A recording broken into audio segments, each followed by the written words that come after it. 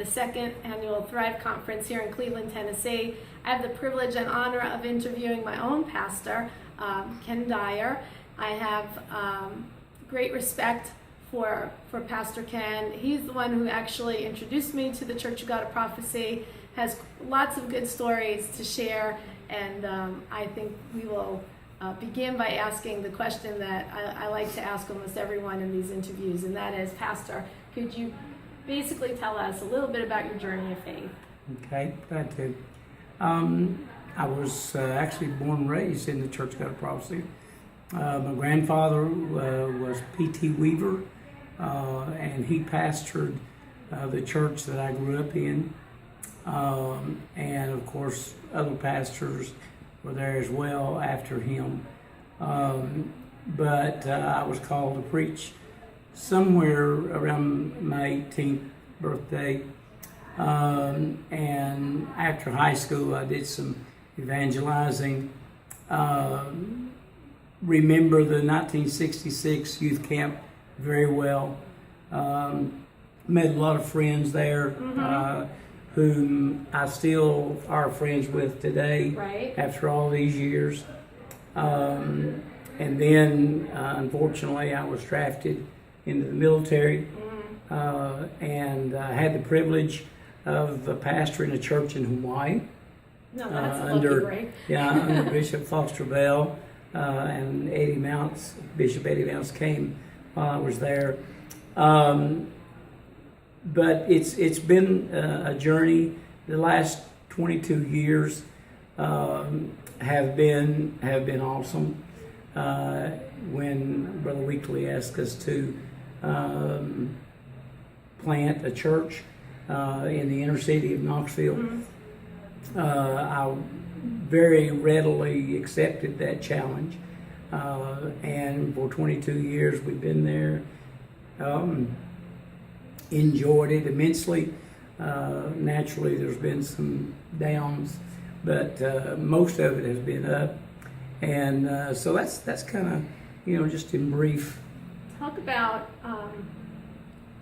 some of the things when Brother Weekly invited you, asked you to pastor Harvest. Some of your vision and seeing it come to fruition. A lot of the outreach. We've been very blessed to do a lot of outreach ministry. So talk about your initial vision and then how you've seen it really come to fruition.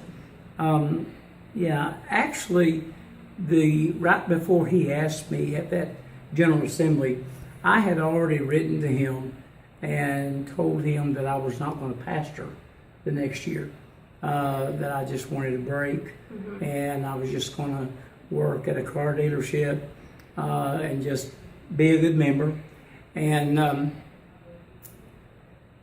so when he spoke to me, he asked me if I would be willing to come to Knoxville. And of course, Knoxville is my home. The Vestal Church of God of Prophecy is where I grew up, which is now Arrowhead. So I was graduating high school in Knoxville. So Knoxville was my hometown.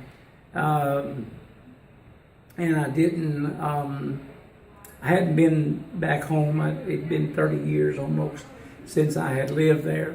And so when he asked me, I accepted very quickly, because the mission that he was sending me for was exactly what I wanted to do, was work in a new field, to, work with people that were not churched.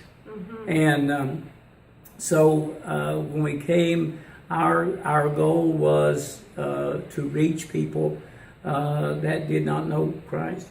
Also to make an impact in the community, which we have said many times that if a church does not make a positive impact into the community, then it loses its right of existence. Right. So we set out on that journey, and I had a couple of friends, Ronnie Stockdale, Ron Ham, and Brother Benjamin Lawrence, who had done the same thing that I was doing, and they were very helpful in advice and so forth. So, but our goal was to promote Christ and not be so organizational, Right. but be Christ centered. Right. And the food pantry certainly was a vision. Other things that we had envisioned then is just now coming to fruition. Mm-hmm. So it's been a journey, and one that has been exciting. What is the number of families that Oh. are reached now? Yeah, through our food pantry and other types of outreach, we have ministered to at least 5,000 individual families. Right.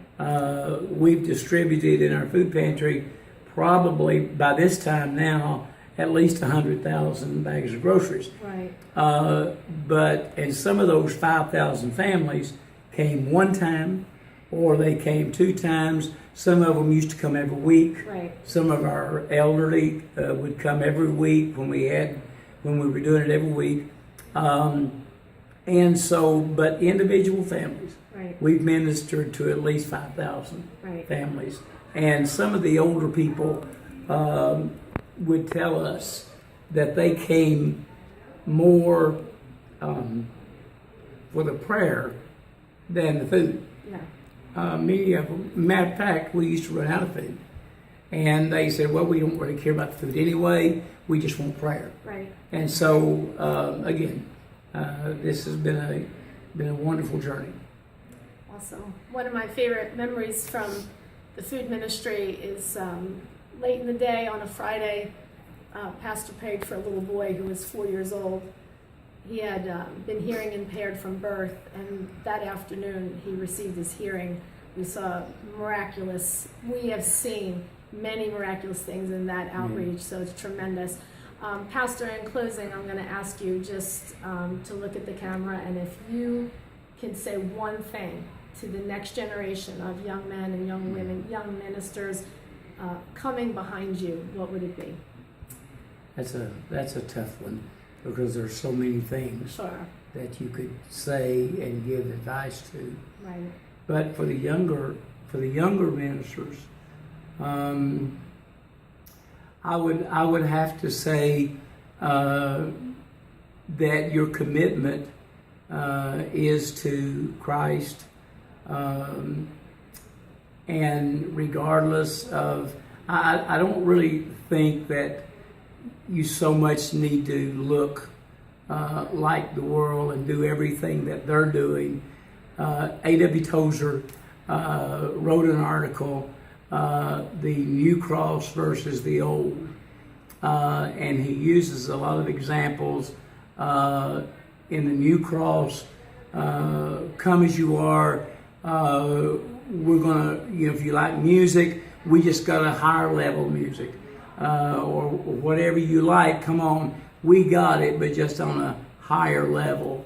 So my advice would be to make sure that you have been to the cross, and the old cross, not the new one, but the old cross. That doesn't mean that there's not new ways to do things and so forth, but the cross is an instrument of death, not just rerouting or making a change, but it's complete death.